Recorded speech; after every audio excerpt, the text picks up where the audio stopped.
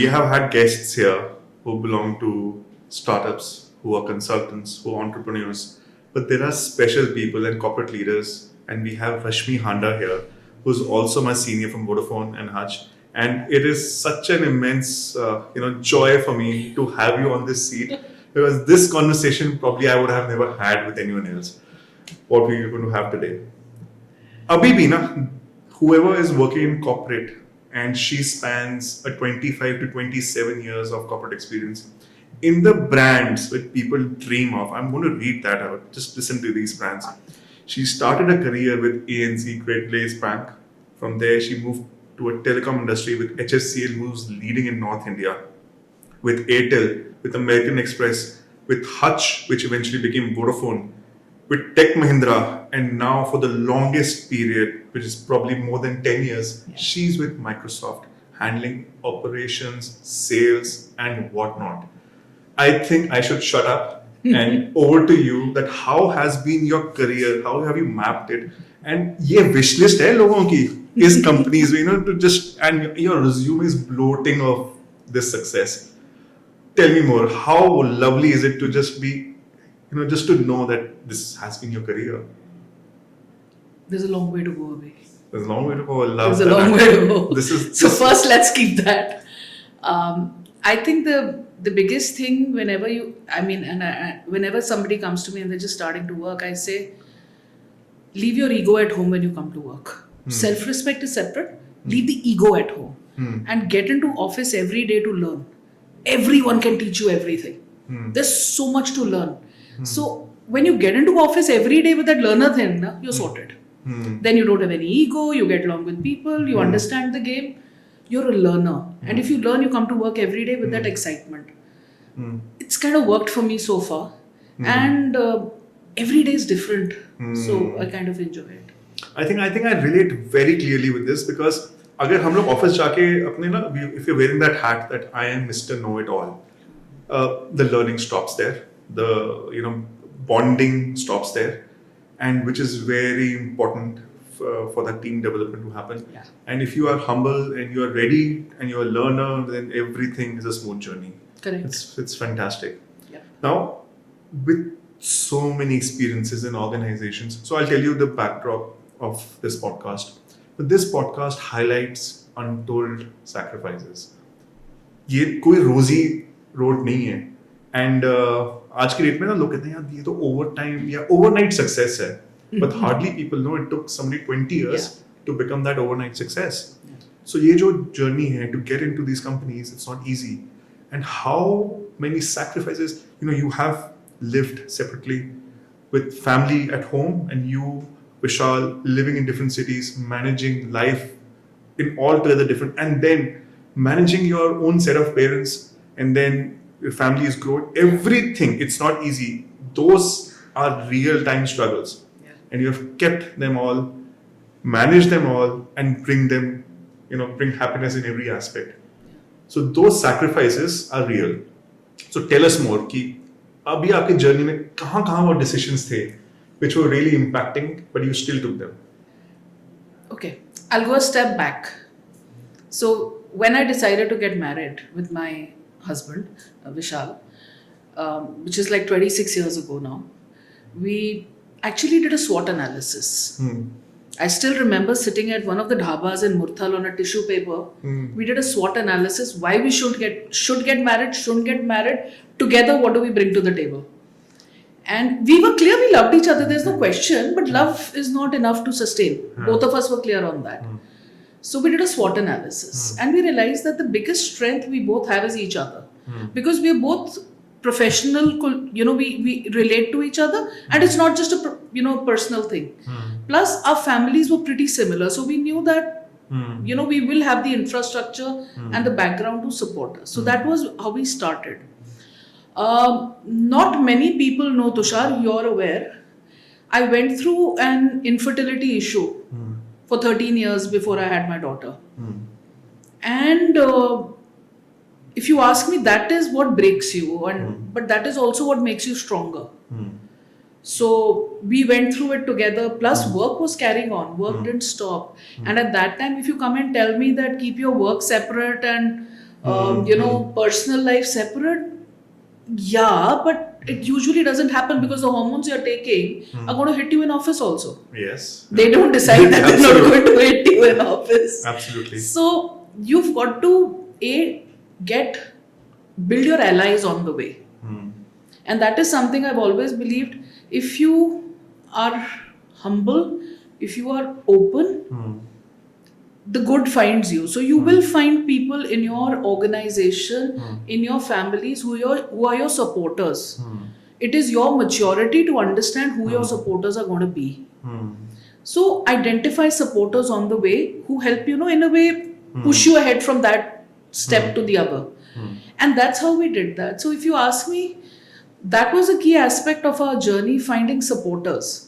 If you have supporters and you're very clear about the partnership, then I don't see any reason why anything holds you back. So that's kind of what's worked for us. And even today, professionally, what are mentors? They're your supporters only. They're your guides. In addition to mentors, you always know that it's that person in that other team. I know I can count on that person. Why? Because at that some basic level, either your intellect or your concepts somewhere match. And that's what drives, whether it's personal, whether it's professional, that drives. Knee-jerk reaction is something which I usually avoid, whether it's personal or office. So that's a conscious decision I keep at home, that I will not do anything knee-jerk. So if you do these 2-3 things, I feel it's not much of a problem. So knee-jerk reactions, actually, I have been through it, and so basically not knee-jerk reaction, it's like reacting to a situation and not responding and not probably calming my mind and thinking, but yes, we are all evolving. But one thing I really appreciate, jo aapne scientifically, you put the cards on the table, and you had a matured discussion with Vishal before you got married, that what do you bring to the table and what do we bring together as a family. And I think this is one superpower which people just ये जो हम लोग गुण मिलाते हैं and all that shit. Pardon me, this is completely my opinion, and even my parents had my gun matched, so that's okay. Let people do what people need to do, and but this is something what you did is phenomenal and very progressive, very modern, and very solution oriented, because that is what is going to be. It's a long-term relationship. We weren't here for the short haul. Right. I mean, at least he and I weren't. We were very clear. Right. And it's kind of worked now. So today, whether it's professional, whether it's personal, we are backing each other up because we know each other's professional and we work together also. Right. Coincidentally, you're aware, we were together in the same organization. Yes. And we've had our professional disagreements as well. But it's kind of helped us. It's helped mature us. So today, if he and I talk, it's a very clear discussion. We know what each brings to the table. For example, if I bring process knowledge or operational knowledge to the table, he brings a lot of negotiation and analytics to the table. So between the two of us, we know when we get together to solve a problem, we know we'll do it. Complementing. You complement each other. And that's how things kind of work. And the same thing works in office. That's how you create your own teams, right? You find people who complement people. You should never, I personally believe your children, your teams, your friends should never be mini-me's. The way that Austin Powers, you don't need mini-me's. You're there. You're enough. Right. Find people who complement you. Right. Then your tribe grows. Absolutely. So play on that. Tell me something. Most of the people who have been on this seat usually have had corporate backgrounds or probably are too much engrossed in building their businesses. And this probably haven't realized that there is a workforce so polished like you who can bring to the table and say, I have enjoyed my corporate career. Why is that? Is it because of the quality of companies you work with, or was it your hierarchy which supported you, or was it only the remuneration which has kept you going on, or is it a combination of everything? It's a combination of everything. I have a very you remember when we used to do our MBA, there used to be that Maslow's hierarchy we used to study. Use it everywhere. Remuneration is the basic, you need that. Right. Okay. And then you start growing. Whether it's, obviously, I would put job profile at first. Right. I need to understand the job. And then you play on things. Right. However, I mean, there have been managers, I've had some amazing managers through the years. I've been extremely lucky because through my career, if I look at it, I've been involved in setting up a lot of new processes and transitions. And when you get into that, you have the opportunity to think out of the box and work with a lot of people who are experts in their field, because those are the people who usually come in to set up things. So you learn. So I was lucky that initial part of my career I got involved with a lot of people from there. So you obviously learn the game. And then slowly when you go on, like I said, you get one level to the other.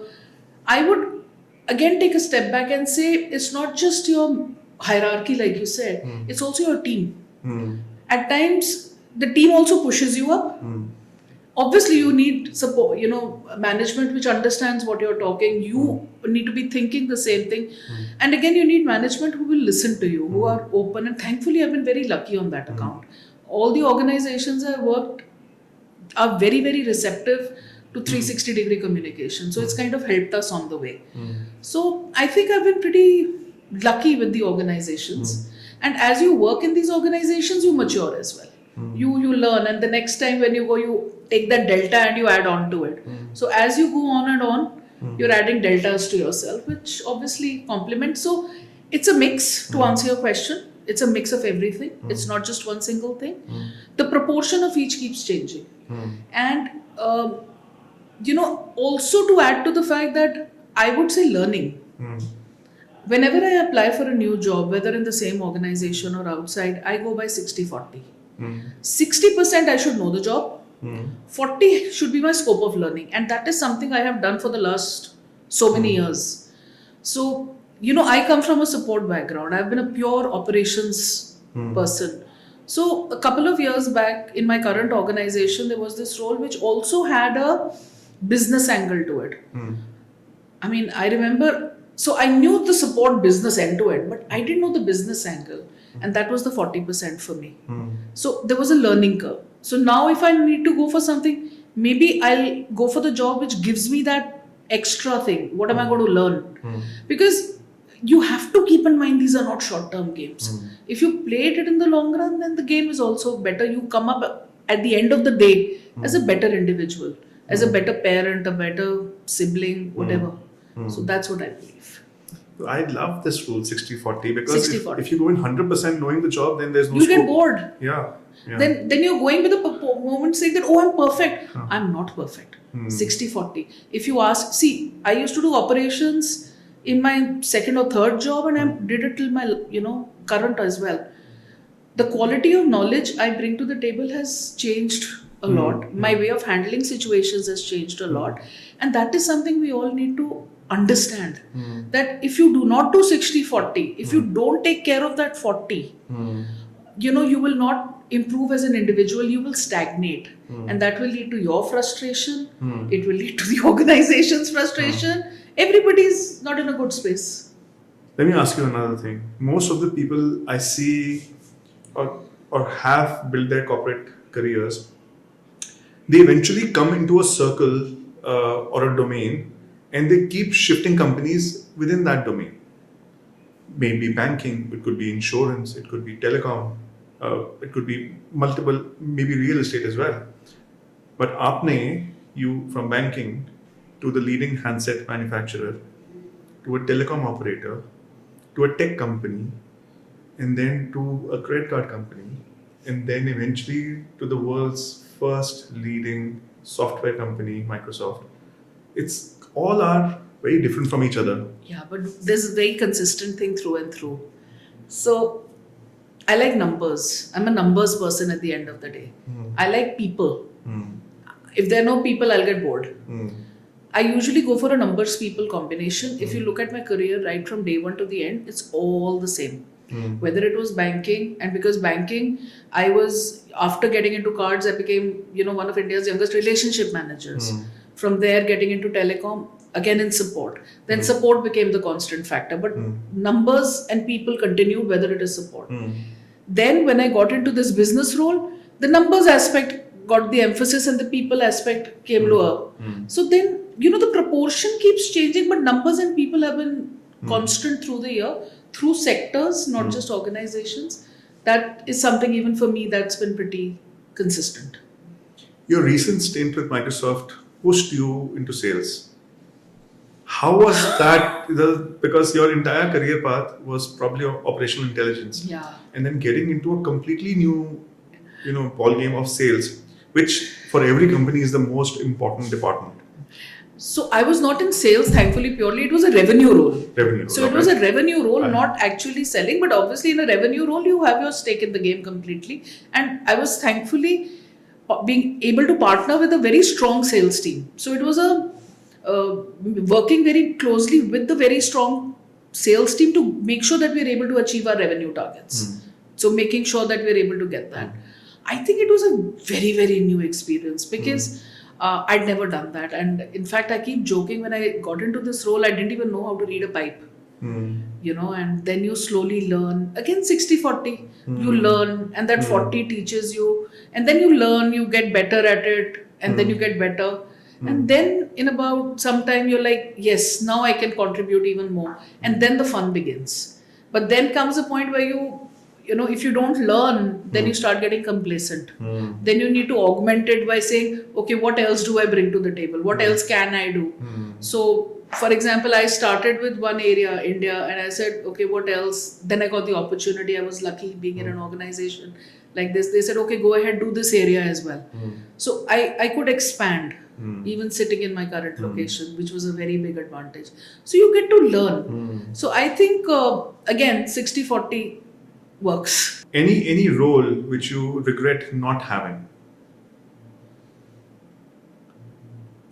One thing which is always going to remain in my heart, always, I think, I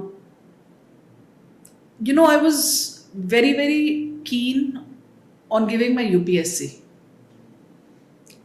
I didn't even appear for it once. And somewhere in my heart, it's like, if nothing else, I wanted to do that. That would have made me genuinely very happy. But have you missed the bus? I've missed the bus. So you've got to accept certain things. But one regret, this is the one. Okay, let's not term it as regret. Miss the moment. Miss the moment. So we have to go on with that, Absolutely. and probably find another joy, which... Absolutely. Brainwash kids into doing that. Yes. One question about your corporate career. In these companies, which has been your favorite term? Which company? Obviously, I'm sure it's Microsoft. Apart from that, because this is your longest stint with any company, if I choose to believe. Any other company apart from Microsoft which gave you that learning, that joy, you made that network, and something about that company which you always cherish? There are bits and pieces of every organization you take with you. Always. From Vodafone, I learned teamwork. From Grindlays, I learned the importance of relationship management and raising your hand. When you come in as an officer trainee, you raise your hand and therefore you move out. So I learned that. I think the other one would be American Express and the Blue Box values, where I learned the importance of customer experience and customer satisfaction. Then came Tech Mahindra, where I learned the importance of teamwork and one team, the power of one. That's what I learned with Tech M. And the fact that you need to bet on your people. That's something I've learned there and in my current organization. Betting on people, and giving them that kind of space where they can grow and flourish. So I've been lucky on that account. So a little bit everywhere. I think this is one opportunity which you have, and where you've learned so many tricks and built so many great relationships in different companies.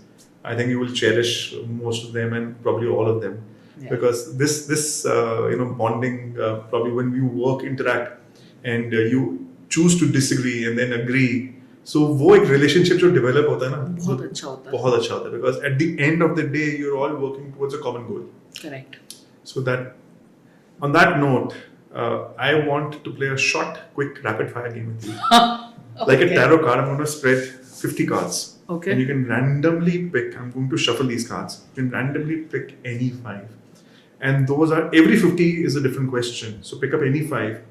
And what comes to your first thought, answer that. And in a very short span. Okay. So short answers, not too long. So 50 cards.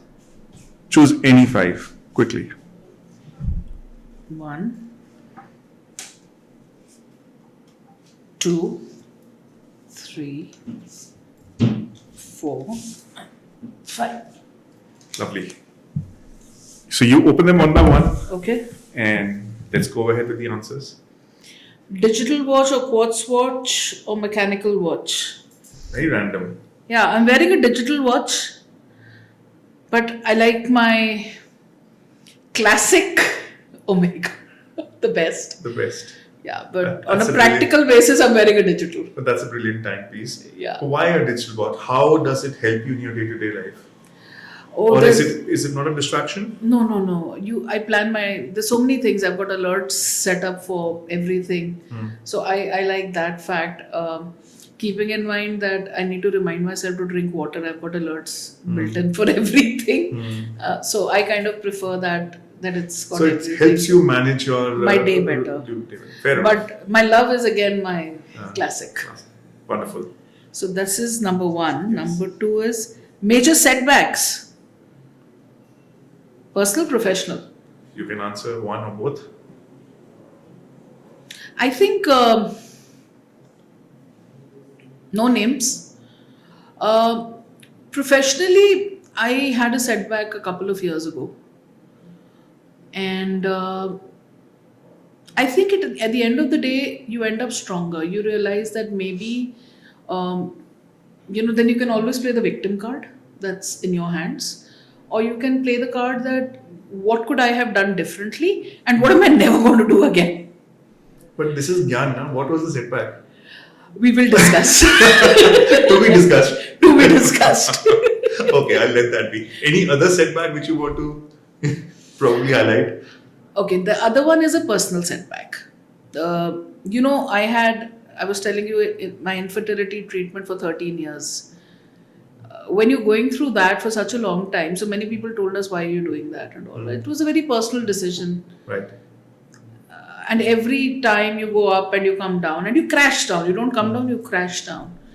So I used to have a lot of these, peaks and troughs and peaks and troughs. I still remember the person who, my last, IVF, my grandmother, who I still believe was the most progressive person I've ever met. She told me that enough. If this doesn't happen, go ahead, adopt a child. The child will get a parent, you'll get a child, story over. And I still remember that in my head, even I knew I couldn't take it anymore. But for somebody at her age, and that wasn't, that's just one of the many examples. But for me, that was a major setback, and how my people who supported me on the way pushed me ahead. So major setback turned into something very good. We finally had our daughter, but and we didn't need to follow my grandmother's guidance. We were lucky; we got her blessings, and we had Shreya. But I liked the fact that a setback every time she was mature enough to help me handle it. So, like I said, find your sponsors on the way; they take care of it. So I can choose to believe that the first 13 years of your struggle, every 12 years, every 1 year of the 12 years was a setback. And 13th was a blessing. Every month was a setback. Every month. So, thankfully, I was lucky I had family to support and friends to take care. Fabulous. Let's go ahead with the next one. Okay. Describe yourself in 3 words without taking your name or describing your work. I am not going to use the examples most people use. Okay. That sounds interesting. Reliable. Yes. Supportive. Ready for the challenge. Ready for the challenge. Because that's how you opened your podcast. Ready for the challenge. So those are the 3 words. Fabulous. Top 5 apps which you use daily on your phone. I'd like to know that. So, Wordament. Okay. As per my husband, if there's a world championship, I can win it. Okay. WhatsApp. Uh, I used my phone very actively for Outlook and Teams as well. And my new love is Copilot. hmm. The other day, and I would, again, I'm not pitching, but the other day, I was in a very emotional mood. I said, Copilot, can you help me create a song for my amazing daughter? And can you add a peppy beat to it using the Suno plugin? Hmm. I got the most amazing song for my daughter in like this. So that's my new fun. I try playing with Copilot and seeing what are the prompts I can use to make things more exciting. So Outlook, Teams, Copilot, Wordament, Instagram. WhatsApp. Instagram. Can't do without. Can't do without it. So The masala is there. the masala is there. Subtle luxury or loud noise? Subtle luxury, no questions. That was the fastest one. No Very questions. clear. Very clear. Very, very clear. Absolutely. And you can't imagine that how excited I am to have you over from Delhi on this podcast. And how lovely that we have shared so many years together. You know what? I'm extremely proud. I've seen you grow over the years. So we go back like how many years? 20 plus? Yeah. 20. 20, 21. 21. Yeah. I've seen you grow over the years. And, I don't usually tell you that. I usually pull you down most of the time. Super proud. Thank you. Sky's the limit. Go for it. Thank you. On that note, thank you guys. And thank you for coming on this podcast. Thank you. And we love to build this journey together. Because Absolutely. there's so much life and so much strength left. The game's just going on. Games is going on. Thank you guys. Thank you.